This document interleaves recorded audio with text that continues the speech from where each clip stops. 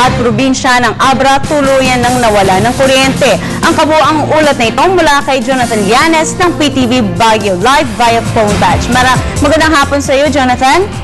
Yes, Princess, dahil sa magkakasunod, nakabigo ang bayaran ng mga obligasyon ng Abra Electric Cooperative sa Voltis Power Renewables Incorporated.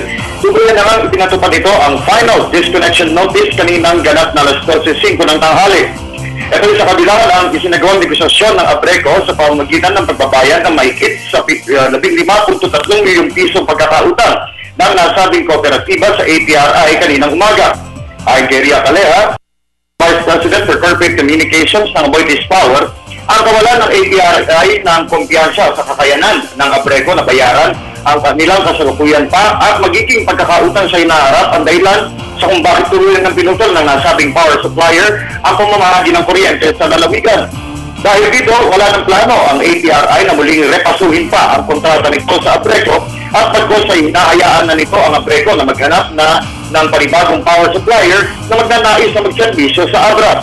Sa ngayon, patuloy na naghahanap ng solusyon sina Abra Governor Eustaquio Bersamin, mga lokal na opisyal ng lalawigan, at maging si Police Regional Office Cordillera Director Benjamin Magalong ng paraan sa kung paano muling maibalik ang supply ng kuryente sa lalawigan ng Abra.